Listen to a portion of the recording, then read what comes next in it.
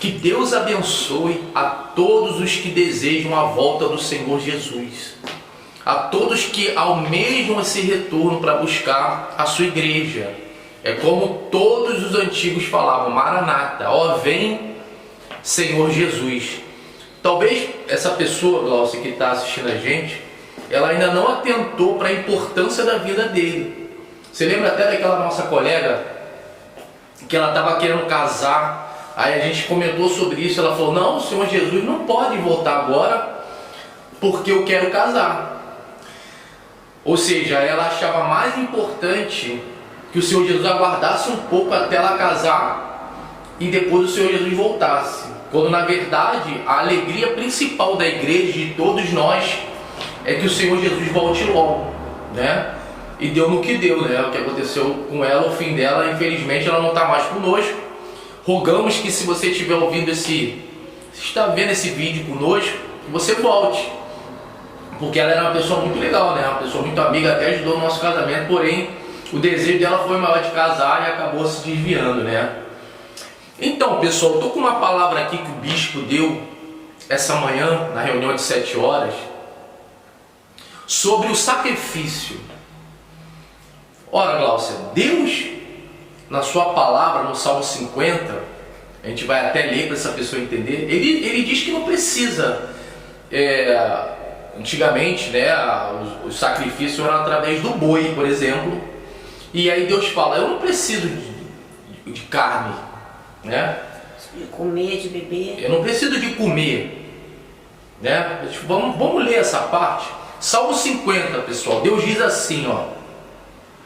Porque, Salmo 50 no versículo 10: porque meu é todo o animal da selva. Ele é o Criador, pessoal. E o gado sobre milhares de montanhas. 11. Conheço todas as aves dos montes, e minhas são todas as feras do campo.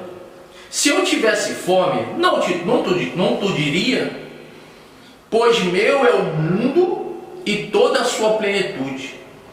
Comerei eu carne de touros ou beberei sangue de bodes? Muito bem. Muito bem. Isso aí é o que a gente sabe, né? Igual a pessoa fala: para que Deus quer o meu dinheiro? Né, Glaucia? Para que Deus quer o meu montante, né? Deus não precisa de dinheiro, sim ou não? Não é assim que fala. Porém, aqui no Salmo 50, no Antigo Testamento, lá em Juízes, Deus pede para Gideão o segundo boi. Ora, para que Deus pediu o boi se a gente acabou de ler que ele não come, né? E que ele é dono de tudo, né? E se ele é o dono de tudo? De todos os animais. Ele não poderia ele mesmo matar aquele bode, aquele boi e comer? Ou seja, para que ele vai pedir algo que, quer dizer, ele não precisa? Vai até tirar a vida de um animal de uma forma que não precisa. Só que não é assim, pessoal. Nós estamos vivendo a fogueira santa, né? Foi muito forte o que o bispo disse hoje. Foi exatamente isso. Que Deus fala isso. Eu não como, eu não bebo sangue. Porém, ele pede a Gideão, né? Aí que abre, né, o nosso pensamento. Ou seja, não é só adorar, né? Não é só falar em línguas, não é só ir à igreja. Nós temos visto os testemunhos das pessoas que transformaram a vida, testemunhos de pessoas extraordinários, tá, pessoal? Testemunhos assim, que tira a gente, né? Poxa, maravilhosos. E elas fizeram o que Gideão fez, mesmo Deus não precisando. Porque para Deus agir, tem que haver um movimento. Não é só você ir para a igreja, né? Aquela coisa. Deus não quer um religioso, né? Aquela prática. Não. Tem que haver um movimento da sua parte. Que foi o que Gideão fez, né? Ou seja, Gideão era um homem de Deus. Né? Ele derrubou o altar, né? Ele tirou a idolatria. Ele servia a Deus. Tanto é que quando o anjo aparece para Gideão, ele fala: e do que é feito das suas maravilhas? Ou seja, ele cria. Havia nele a fé. tinha o Espírito de Deus, não tinha feito essa atitude de fé para que a coisa mudasse, para que houvesse esse movimento que ele está falando, ele saísse da adoração, da crença, né?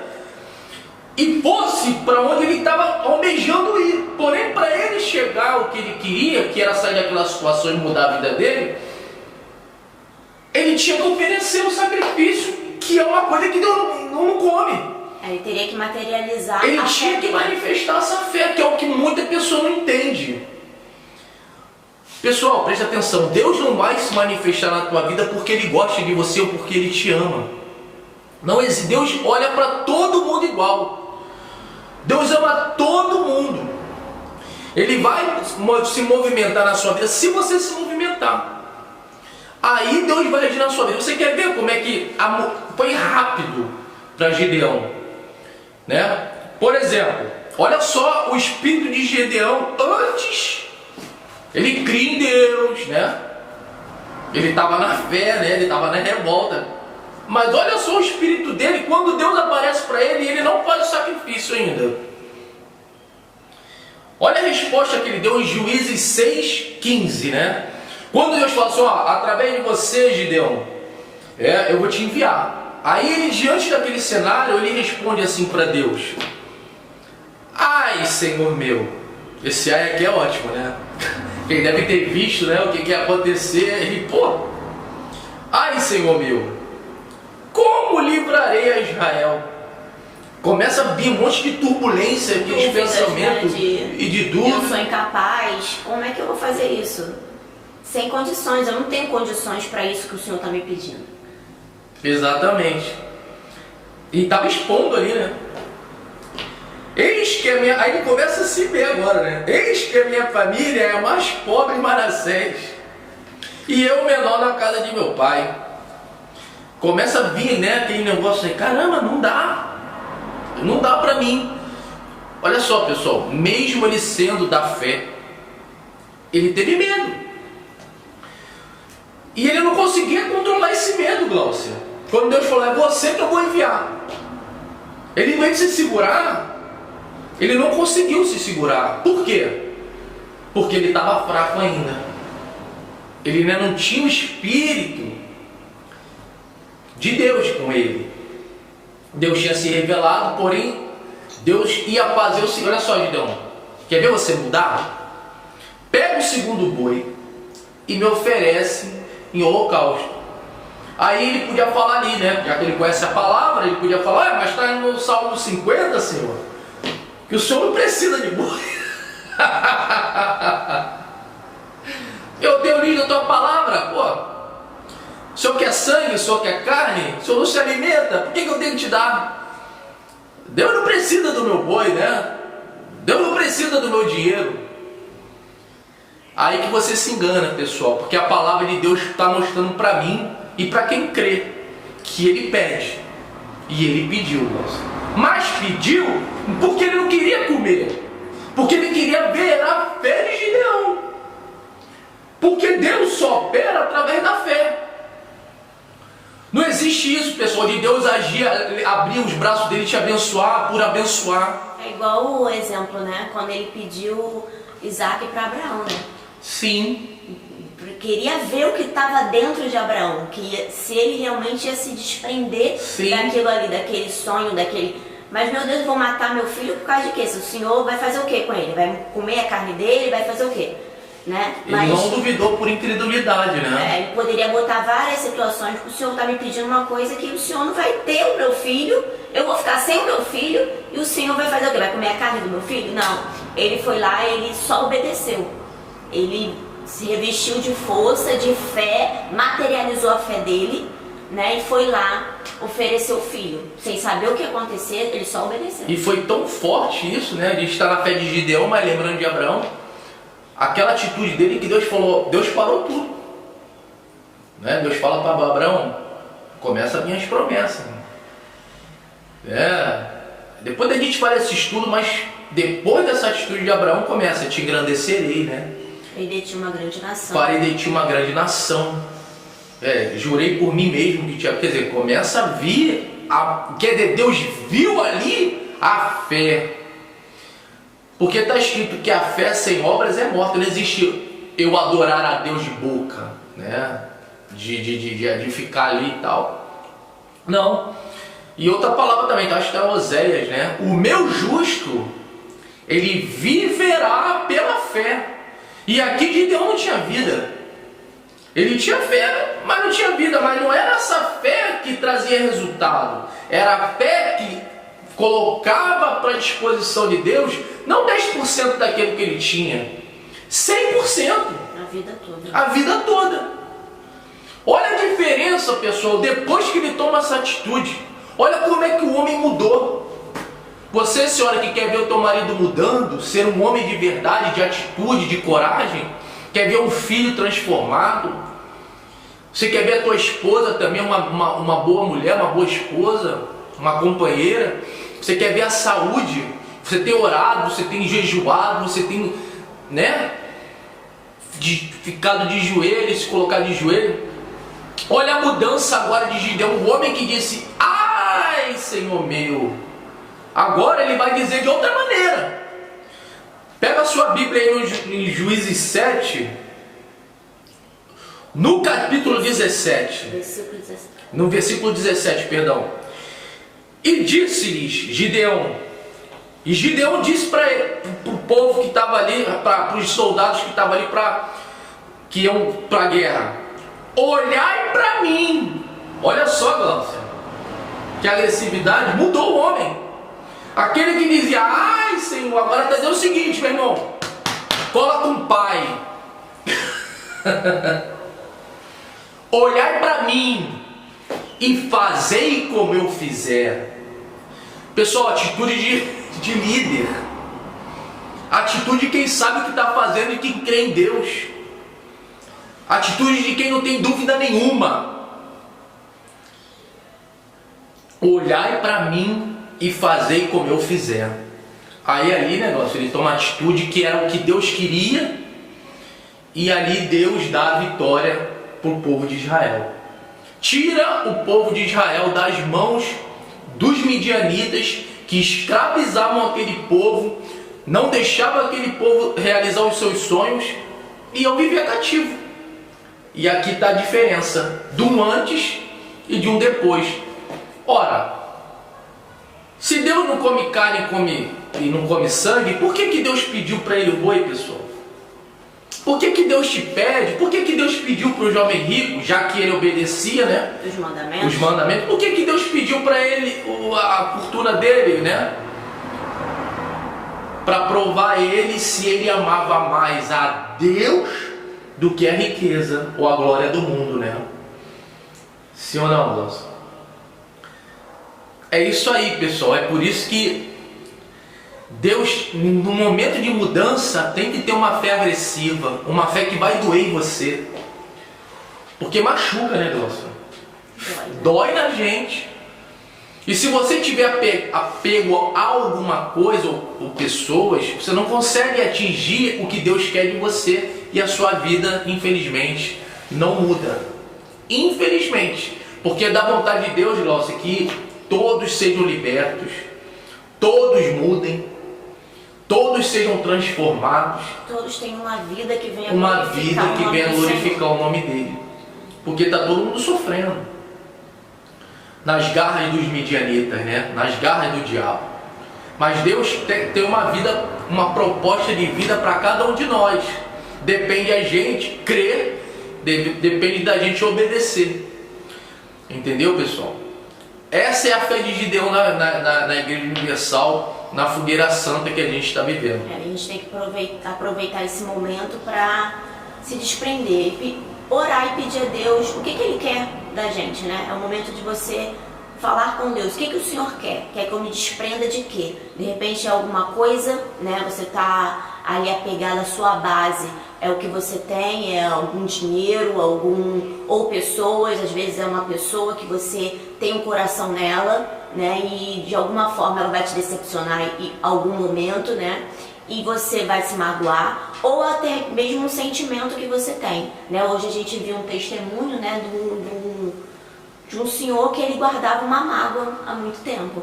E na época da fogueira santa ele colocou essa mágoa que ele tinha de uma pessoa no altar. E ali Deus pôde transformar a vida dele. Então é o momento de você perguntar a Deus, o que o Senhor quer? Às vezes é o segundo... Toda vez que ele pede é o segundo boi, aquele que vai te doer, que você vai ter que sacrificar e você vai ter que colocar no altar. E a gente tem que aproveitar esse momento de perguntar a Deus o que ele quer e a gente está disposto a fazer como Gideão, né? Para que a gente troque esse espírito de medo, às vezes de covardia, de dúvida, de incredulidade, de inferioridade, como Gideão tinha. Eu sou o menor da casa do meu pai, né? Eu sou o menor, não sou nada, não tenho nada, não sou nada. Então, e Deus mudou o espírito dele chegar no momento de dizer, olhai para mim. Que você chegue a esse momento de dizer, olha para mim, olha o que eu fiz no altar, olha como Deus transformou a minha vida, olha o que Deus fez por eu obedecer a palavra dele. Não vai ser bispo, não vai ser pastor que vai te pedir o que Deus quer. Vai ser o próprio Deus que vai falar com você através do espírito dele, o que vai ser um sacrifício perfeito. Então é o momento de você ir pro altar e entregar toda a sua vida para que tenha o espírito dele. E nada melhor do que ter o espírito do Pai, tá? Você vai mudar como o Gideão mudou. Agora a gente mudar de assunto um pouquinho. Tem um comentário aqui e essa menina que comentou, ela tá com a camisa do FJU no perfil dela.